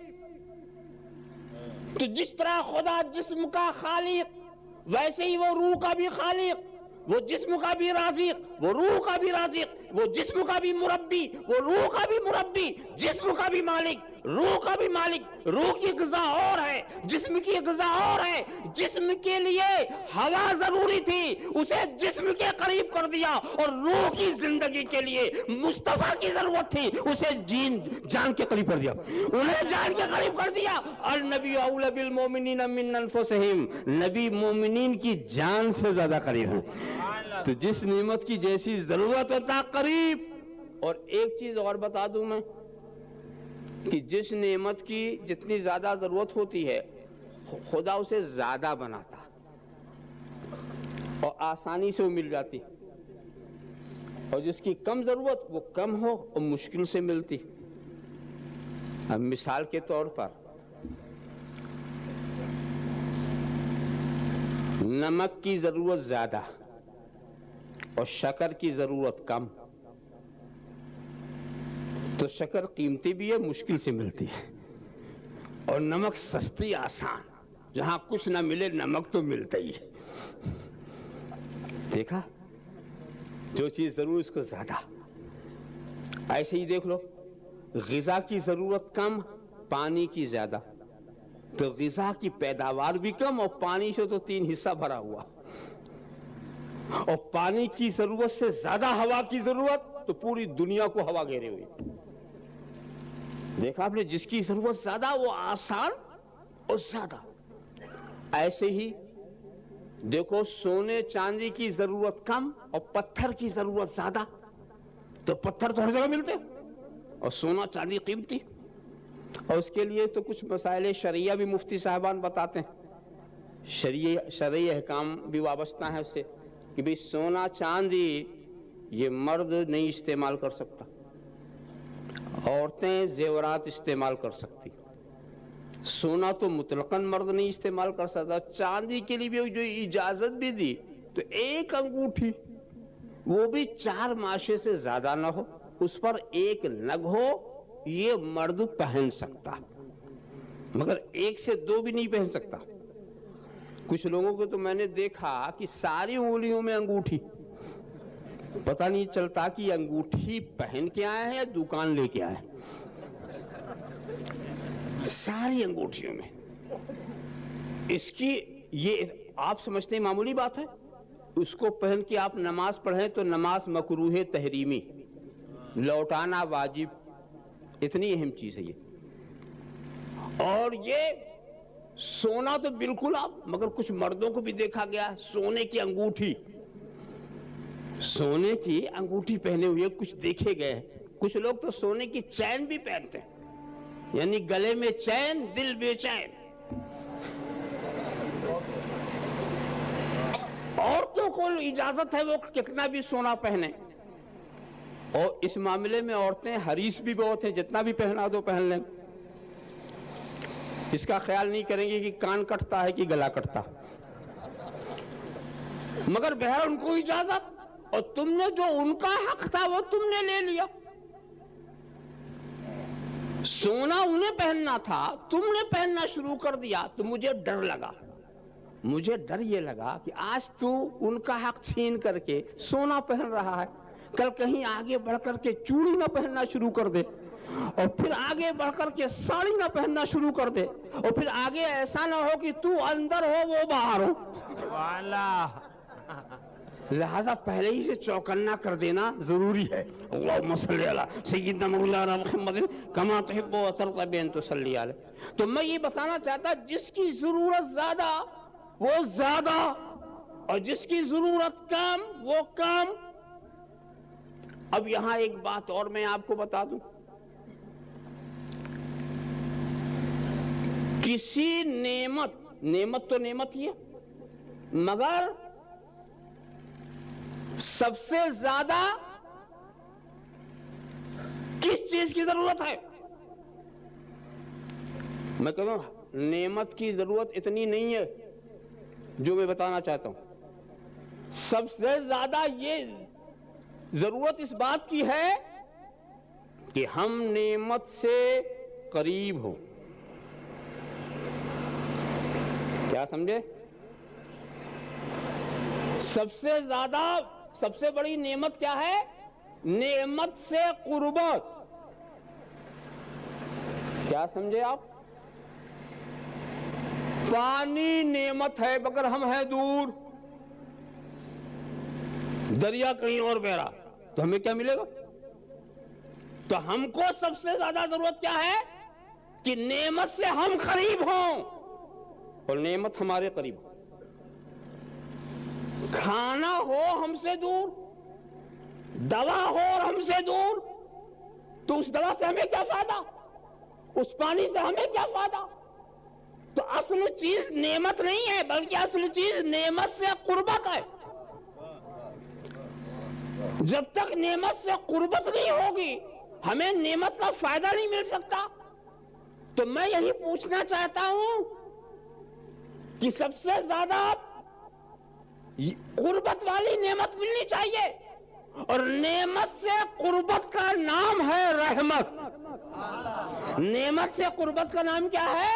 رحمت. تو سب سے زیادہ رحمت کی ضرورت ہے. تو قرآن نے ارشاد فرما دیا وَمَا أَرْسَلْنَاكَ إِلَّا رَحْمَةً لِّلْعَالَمِينَ وَمَا أَرْسَلْنَاكَ إِلَّا رَحْمَةً لِّلْعَالَمِينَ. اے محبوب ہم نے تجھے سارے عالم کے لیے رحمت بنا کے بھیجا ہے. یہ وہ رحمت ہے جو سب کے قریب ہے، سب کے قریب ہے.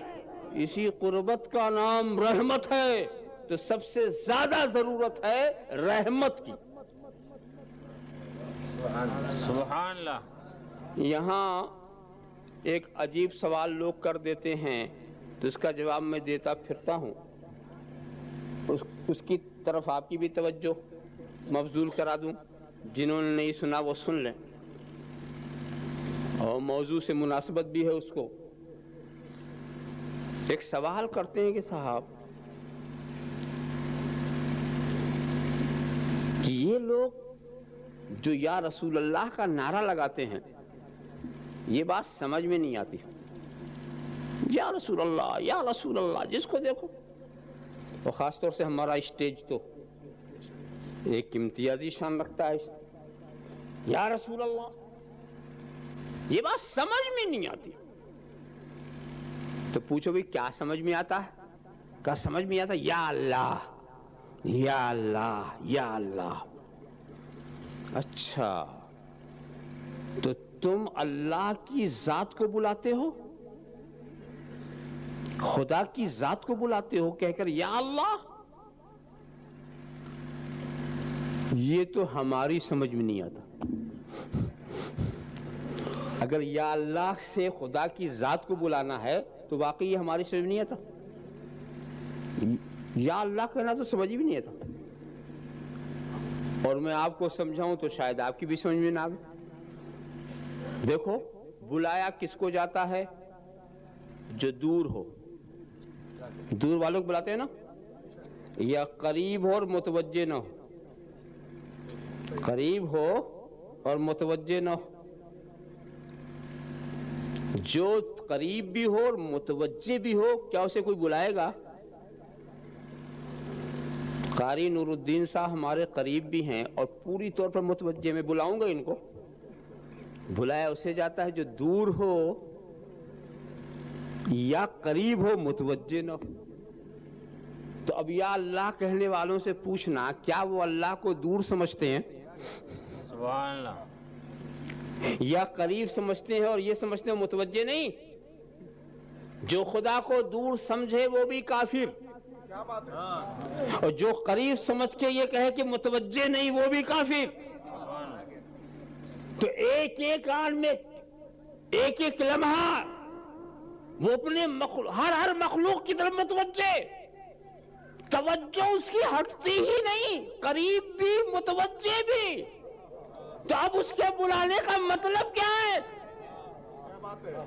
اب اس کو بلانے کا مطلب کیا ہے؟ تو نہ سمجھ میں آنے والی بات ہو گئی نا. یا اللہ کہنا نہ سمجھ میں آنے والی بات ہے اگر یا اللہ سے خدا کی ذات کو بلا رہے ہو. تو الٹ کے وہ کہیں گے آپ بھی تو یا اللہ کہتے ہیں، آپ بھی تو کہتے ہیں اللہم، آپ بھی تو یا اللہ کا. سنو، ہم جب یا اللہ کہتے تم نے تو خدا کی ذات کو بلایا، یہ تمہاری جہالت کی دلیل. بے سمجھے بلایا تو جہالت کی دلیل، اور سمجھ کے بلایا تو کفر کی دلیل، کہ اس کو یا تو دور سمجھا یا غیر متوجہ سمجھا، یہ کفر کی دلیل ہوگا. ہم جو یا اللہ کہتے ہیں تو خدا کی ذات کو نہیں بلاتے، ہم خدا کی رحمت کو بلاتے ہیں. خدا کی رحمت خاص کو، جو قریب بھی ہوتی ہے دور بھی ہوتی ہے، جو متوجہ بھی ہوتی ہے غیر متوجہ بھی ہوتی ہے. تو ہم جب دعا کرتے ہیں تو یا اللہ کہنے کا مطلب ہے یا رحمت اللہ، سبحان اللہ، یا رحمت اللہ، اے اللہ کی رحمت. اور جب ہم کسی کے لیے دعائے ہلاکت کرتے ہیں تو یا اللہ کا مطلب ہے یا قہر اللہ، اے اللہ کے قہر. تو ہم نے کبھی قہر کو بلایا، کبھی رحمت کو بلایا. ہم ذات کو نہیں بلاتے، اللہ کی رحمت کو بلاتے ہیں. تو جب یا اللہ کہا تو مراد ہے اللہ کی رحمت، اور جب کہا یا رسول اللہ تو مراد ہے اللہ کی رحمت. یا رسول اللہ کہو تو رحمت کو بلایا، یا اللہ کہو تو رحمت کو بلایا. اور رحمت کا نام ہے محمد الرسول اللہ، یہ خود اللہ کی رحمت ہے. تو ایسے تو سب سے زیادہ عقل مندی کی بات تو ہم ہی کرتے ہیں کہ جب بلاتے ہیں تو خدا کی رحمت کو بلاتے ہیں، وہ رحمت جس شکل میں نظر آئے. اللہم صلی علی سیدنا مولانا محمد وعلی سیدنا مولانا محمد کما تحب و ترضى بان تصلی علیہ.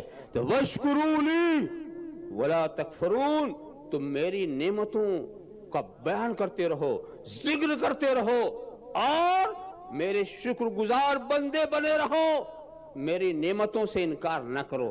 اب میں اس کی کریمی سناؤں. کریمی یہ ہے کہ ایک مشکل حکم دیا جس کو ادا کرنے کی طاقت نہیں، تو اس نے فضل کے دروازے بھی کھول دیے اور ہمارے چھوٹے سے عمل کو بڑا بنا دیا. یہ اس کی کریمی. چھوٹا سا عمل، جب اللہ کے رسول نے لوگوں سے کہا اے لوگو تمہارے جسم میں بنیادی 360 جوڑ ہیں، اور ہر جوڑ کے شکریہ میں روزانہ ایک صدقہ دیا کرو. تو روزانہ کتنا صدقہ؟ 360. روزانہ 360 صدقہ. آپ سنیں گے تو آپ بھی حیران ہو جائیں گے. اگر آپ کو روزانہ 360 صدقہ نکالنا پڑے تو 2-4 روز کے بعد صدقہ لینے والوں کی صف میں آپ بھی دکھیں گے.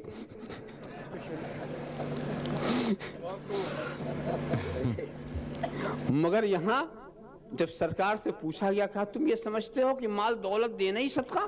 نہیں، مسلمان کو سلام کرنا بھی صدقہ ہے، ان کے سلام کا جواب دینا بھی صدقہ ہے، محبت کے ساتھ مصافحہ کرنا بھی صدقہ ہے، راہ سے تکلیف دہ چیزوں کو ہٹا دینا بھی صدقہ ہے، مریض کی عیادت بھی صدقہ ہے، ماں باپ کی خدمت بھی صدقہ ہے، ماں باپ کے چہرے کو محبت سے دیکھنا بھی صدقہ ہے، بچوں پر شفقت کرنا. یعنی ہر نیکی کو صدقہ بتا کر کے سرکار نے ایسا کیا کہ اب 3000 بھی صدقہ ادا کرنا ہو تو افلاس کا سایہ سر پہ نہیں آتا.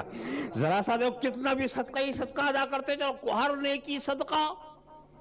یہ آسانی ہوئی کہ نہیں؟ اور اس کے بعد آسانی پہ آسانی یہ کہ اگر چاشت کی 2 رکعت کوئی پڑھ لے تو 360 جوڑوں کا صدقہ ہو گیا.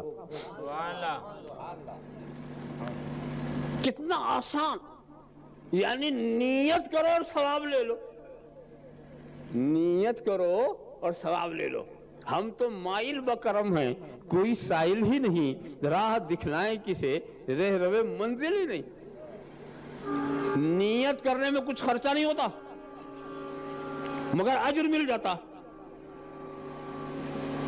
ایک صاحب اپنے پیر صاحب کو لے گئے گھر پہ، حضرت گھر نیا نیا بنایا، چلیے قدم رکھ دیجئے، گئے دیکھا ہر طرف جنگلے ہیں، روشن دان ہیں، کھڑکیاں ہیں۔ پوچھا بیٹا اتنی روشن دان کیوں بنایا، اتنے جنگلے کیوں بنا دیے، اتنے دروازے کیوں بنائے؟ کہا حضور ہوا خوب آئے، روشنی خوب آئے۔ تو کہتے ہیں تو نے یہ کیوں نہیں نیت کر لی کہ اذان کی آواز آئے؟ اگر تو اذان کی آواز کی نیت کرتا تو کیا ہوا نہ آتی، کیا روشنی نہیں آتی؟ ارے جسے آنا ہو تو آتی، مگر تیرا مکان بنانا عبادت ہو جاتا، یہ مکان بنانا تیرا عبادت ہو جاتا۔ اتنی سی نیت، اس نیت میں کیا خاص؟ ہم تو مائل بکرم ہیں، کوئی سائل ہی نہیں، راہ دکھلائیں کسے رہ روے منزل نہیں۔ ایک علمی نقطے کی طرف آپ کی توجہ لے جاؤں، نیت کی اتنی بنیادی حیثیت ہے، پہلے آپ اعتراض کو سمجھیں۔ کافر ہمیشہ جہنم میں رہے گا، مومن ہمیشہ جنت میں رہے گا اللہ کی رحمت سے، یہ بات تو بہت ہی سامنے، مگر اس میں کوئی تقسیم نہیں ہے کہ کفر کتنا کیا۔ کسی نے اگر 1 گھنٹے کفر کیا وہ بھی ہمیشہ جنت میں، اور 60 سال کفر کیا جب بھی ہمیشہ جہنم میں۔ کفر کرنے والا 1 گھنٹہ کرے تو بھی جہنم، 60 سال کفر کرے جب بھی جہنم، 150 سال تک کافر رہے تب بھی جہنم ہمیشہ۔ اور مومن کا بھی یہی حال، ابھی ایمان لا کر کے چند منٹ میں مر گیا ہمیشہ جنت، 100 برس تک عبادت کی وہ بھی ہمیشہ جنت۔ کہنے کا مطلب یہ کہ جتنی غلطی ہو اتنی سزا ہونی چاہیے، اور جتنا کام ہو اتنی جزا ملنی چاہیے۔ یہ کیا بات، یہ ہمیشہ جنت وہ ہمیشہ؟ ارے 50 سال والا جو، اسی میں 150 سال والا بھی، اسی میں 200 سال والا بھی، اسی میں 1 گھنٹے والا بھی۔ تو اصل چیز یہ ہے، یہیں سے سمجھ آ کہ جنت و جہنم کی ہمیشگی کا دار و مدار عمل نہیں ہے۔ سبحان اللہ۔ عمل کی بنیاد پر نہ جنت کی ہمیشگی ہے نہ جہنم کی ہمیشگی ہے، بلکہ نیت کی بنیاد ہے، نیت کی بنیاد۔ کافر کے کفر کی کتنی چھوٹی عمر کیوں نہ ہو، مگر حالت کفر میں ہمیشہ کافر رہنے کی اس کی نیت ہے، ہمیشہ کافر رہنے کی اس کی نیت ہے۔ اور مومن کے حالت ایمان کی عمر کتنی ہی چھوٹی کیوں ہو، مگر حالت ایمان میں ہمیشہ مومن رہنے کی اس کی نیت ہے۔ اسی نیت نے اسے ہمیشگی کی جنت دے دی، اور اسی نیت نے اسے ہمیشگی کا جہنم دے دیا۔ سبحان اللہ۔ نیت کی بڑی خاص اہمیت ہے۔ وَاشْكُرُوا لِي وَلَا تَكْفُرُونَ، تم میرے شکر گزار بندے بنے رہو اور میری نعمتوں کا انکار نہ کرو۔ کچھ اصلاحی باتیں بھی عرض کر دوں، اگر آپ شاکر بننا چاہیں تو 2 باتوں کا خیال رکھیں، نہیں رکھیں گے آپ شکر نہیں کریں گے۔ پہلی بات تو یہ خیال میں رہے آپ کے کہ آپ اپنی حقیقت کو نہ بھولیں۔ جو اپنی حقیقت کو بھولتا ہے کبھی فرعون بن کر نمایاں ہوتا ہے، کبھی نمرود کی شکل میں دیکھا جاتا۔ اپنی حقیقت کو یاد کرو، جب تم پیدا ہوئے تھے تو کیا تھے؟ بے بس، بے کس، لاچار، مگر اس کا احسان کہ تمہارے ماں باپ کے دلوں میں تیری محبت پیدا کی، انہوں نے تکلیفیں اٹھائیں، تم کسی لائق نہیں تھے، ان کی نگہداشت پرورش نے تمہیں لائق بنایا۔ دیکھا وہ تمہاری حقیقت کہ اپنے اوپر سے تم مکھی مچھر نہیں اٹھا سکتے تھے۔ اس حقیقت کو کبھی نہ بھولو، جب نہیں بھولو گے تو کبھی غرور پیدا نہیں ہوگا کسی حال میں۔ اور میں بتاؤں، بچپنا چاہے رئیس کا ہو چاہے غریب کا ہو، چاہے بادشاہ کا ہو چاہے فقیر کا ہو، بچپنے کی سب کی کیفیت ایک، لاچاری ایک، بے کسی ایک، بے بسی ایک، سب کی حقیقت ایک۔ یہ نہیں کہ بادشاہ کے گھر پیدا ہوا تو پیدا ہوتے ہی ہوشیار ہو گیا، پیدا ہی ہوتے ہی چالاک ہو گیا، نہیں، سب کی حقیقت ایک۔ دیکھا، یہ ہے سب کی حقیقت، ہمیشہ ایک ہی ہوتی ہے، تو اپنی حقیقت کو بھولو نہیں۔ اس سلسلے میں اس واقعے کو تازہ کر لو، حضرت ایاس کا۔ حضرت ایاس جو محمود غزنوی کے بہت چہیتے غلام، مگر لوگ ان کے بھی دشمن ہو گئے تھے، درباری لوگ، اور چاہتے تھے کہ بادشاہ کی نظروں میں انہیں گرا دیا جائے۔ اور ایک چیز ان کی سمجھ پکڑ میں بھی آ گئی تھی، وہ یہ کہ بادشاہی توشہ خانے میں وہ جاتے، کچھ دیر بیٹھتے، پھر چلے آتے۔ لوگوں نے سمجھا کوئی لمبا ہاتھ مار رہے ہیں شاہی خزانے کے وقت۔ یہ بات بادشاہ کے کانوں تک پہنچائی گئی۔ بادشاہ نے بھی کہا کہ جب اب جائیں تو مجھے بتایا جائے۔ مختصر یہ واقعہ نگاری مقصود نہیں، بادشاہ کو اطلاع ہوئی، بادشاہ وہاں پہنچے، دروازہ کھٹکھٹایا، تھوڑی دیر کے بعد دروازہ کھلتا ہے، اندر کوئی ایسی قابل اعتراض بات دکھی نہیں، مگر ایک بکس تھا، اس پہ ایک تالا چڑھا ہوا تھا۔ لوگوں نے اشارہ کیا، حضرت اس کو کھلایا جائے، سرکار اب اس کو کھلوایا جائے۔ اب حکم ہوا تو حضرت ایاس نے حکم کی اطاعت کے پیش نظر اسے کھول دیا۔ اس میں کیا تھا؟ ایک پرانی قمیص، ایک پھٹی ہوئی لنگی، ایک بوسیدہ ٹوپی۔ دیکھ کر حضرت محمود حیران، یہ کیا ہے ایاس، یہ کیا ہے؟ کہا حضور، جب غلام کی حیثیت سے میں آپ کے بارگاہ میں آیا تھا تو میرے بدن پہ یہی لباس تھا، میرے بدن پر یہی لباس تھا، اور اس کے بعد آپ کی نوازشات، آپ کے اکرامات، آپ کا فضل و کرم ہمیشہ میرے اوپر سایہ گستر رہا، اور اچھے سے اچھا کھاتا رہا، اچھے سے اچھا پہنتا رہا، مگر میں نے اپنی یہ عادت بنا لی کہ روز میں آ کر کے اس اپنے شاہی لباس کو، بادشاہ کے عطا کردہ لباس کو اتار دیتا ہوں، اور اس لباس کو پہن کر کے اپنے سے کہتا ہوں، اے ایاس، تیری حقیقت یہی ہے، تیری حقیقت یہی ہے، بادشاہ سے بے وفائی نہ کرنا، غداری نہ کرنا، یہ چمک دمک تیری نہیں ہے، یہ شاہی کرامات کی ہے، یہ ان کے فضل و کرم کی ہے، تو میں اپنی حقیقت کو نہ بھولوں، یہ میں نے عادت بنا لی ہے۔ حضرت محمود آپ دیدہ ہو گئے، سینے سے لگا لیا اور کہا، ایاس، تو نے اپنی حقیقت نہیں فراموش کی، محمود اپنی حقیقت بھلا چکا، محمود اپنی حقیقت بھلا چکا۔ ذرا سا دیکھو تو یہی بات ہے، اپنی حقیقت کو نہ بھولو تاکہ خدا کا شکر ادا کرتے رہو، سارے انعامات جتنے ملتے جائیں اس پر تم خدا کا شکر ادا کرتے رہو۔ ایک بات تو یہ، اور دوسری بات یہ ہے کہ دین کے معاملے میں اوپر والے کو دیکھو اور دنیا کے معاملے میں نیچے والے کو دیکھو۔ بہت ہی سامنے کی بات ہے۔ کیا مطلب؟ اگر خدا نے تمہیں 2 روٹی دی ہے تو اسے مت دیکھو جو 1 درجن لے کے بیٹھا ہے، اسے دیکھو جس کے ہاتھ میں آدھی روٹی، تو تم خدا کا شکر ادا کرو گے، مجھے تو 2 ملی، اسے تو آدھی ملی۔ اگر تم ایک چھوٹے سے مکان میں ہو تو اسے نہ دیکھو جو اونچی اونچی بلڈنگوں میں ہے، اسے دیکھو جو فٹ پاتھ پہ پڑا ہوا، تو تم خدا کا شکر ادا کرو گے۔ اگر تمہارے پیر میں جوتا نہیں ہے تو اسے مت دیکھو جو بہترین جوتا پہن کے چل رہا ہے، اسے دیکھو جس کا پیر کٹا ہوا ہے، تم خدا کا شکر ادا کرو گے۔ مطلب یہ ہے کہ نیچے پر جب نظر رکھو گے تو جو نعمت تمہارے پاس ہے اس پر تم شکر ادا کرو گے، اور اگر اوپر نظر رہی تو قیامت تک شکر کی توفیق نہ ملے گی۔ ایک تجوری بھری تو 2 تجوری والے کو دیکھا، وہ بھری تو 10 والے کو دیکھا، وہ بھری تو 20 والے کو دیکھا، تجوری بڑھتے بڑھتے خود قبر میں بھر گئے، شکر کی توفیق ہی نہیں ہوئی، روتے رہے ہمیشہ روتے رہے۔ کیوں؟ یہ رلانے والی چیز کیا ہے؟ یہ نظر اوپر ہے۔ مت دیکھ جو حج نہیں کرنا چاہتا، اس سے دیکھ جو حج پہ حج کیے جا رہا ہے اور حج کی طرف اس کے دل سے نہیں نکل رہی ہے۔ اگر تو نے خدا کی راہ میں 40واں خرچ کر دیا تو اسے مت دیکھ جو 40واں بھی نہیں دیتا، اسے دیکھ جو کچھ بھی نہیں بچاتا، جو 40واں بھی نہیں بچاتا۔ پروانے کو چراغ ہے، بلبل کو پھول بس، صدیق کے لیے ہے خدا کا رسول بس۔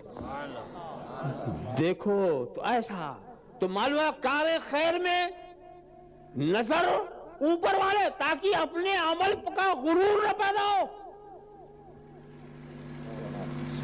غرور نہ پیدا ہو۔ اور اب تو حال ہی عجیب ہے، حج کر کے آئے، ایک ہی حج کیا ہو، اور پوچھئے ان کا نام، کیا نام بتاتے ہیں؟ حاجی عبد الرحمن۔ ارے بھائی حاجی عبد الرحمن، حاجی عبد الرحمن، میرا نام حاجی عبد الرحمن۔ نہیں سمجھتے کہ اس اپنے سے اپنے کو حاجی کہنے میں اس میں بھی ریا کی بو ہے،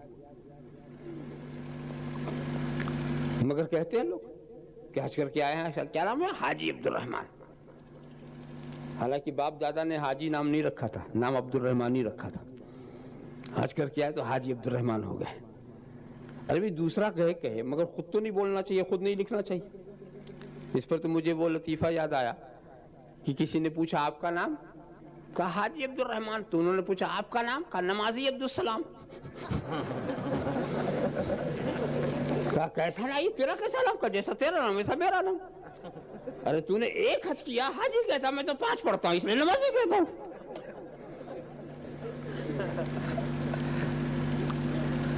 تو دوستو عمل کرنے میں اوپر والے کو دیکھو، اور دوسری بات اور، وَاشْكُرُوا لِي، اس پر اب غور کر لیں، وَاشْكُرُوا لِي، شکر کرو نعمتوں کے لیے نہیں، میرے لیے۔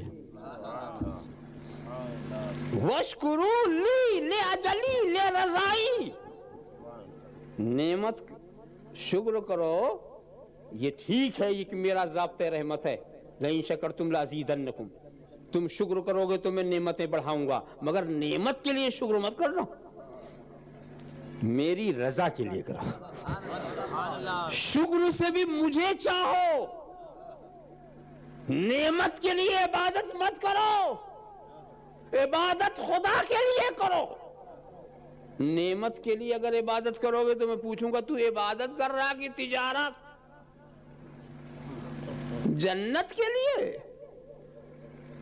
جنت کے لیے تو خدا کو پوچھتا ہے، جہنم کے لیے پوچھتا ہے، تو اگر جنت و جہنم نہ ہوتے تو کیا خدا پوجنے کے لائق نہیں تھا؟ سوچنے کی بات۔ حضرت رابعہ بصریہ تو حالت سکر میں نکل ہی پڑی تھی، بالٹی لے کر کے اور لکڑی لے کر کے پوچھا تو کہا اس پانی سے جہنم کو بجھانے جا رہے ہوں اور اس لکڑی سے جنت کو جلانے جا رہے ہوں، تاکہ میرے خدا کو کوئی جنت کے لالچ میں نہ پوجے، جہنم کے خوف سے نہ پوجے۔ اور حضرت علی کا یہ کلام، اللہ اکبر، کیا غضب کی بات ارشاد فرمائی ہے مولا کائنات نے، ما عبدتک طمعا فی جنتک ولا خوفا من نارک ولیکن وجدتک اہلا للعبادہ فعبدتک، اے خدا میں نے تیری جنت کے لالچ میں تجھے نہیں پوجا، تیرے جہنم کے خوف سے تجھے نہیں پوجا، بلکہ میں نے تجھے عبادت کے لائق پایا اس لیے پوجا۔ یہ ہے شکر کا بڑا اونچا مقام۔ شکر والے جو ہیں،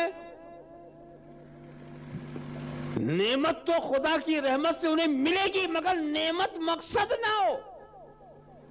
وَاشْكُرُوا لِي، شکر گزار بندے بنے رہو، مگر مجھ سے طالب ذات رہو، طالب نعمت نہیں۔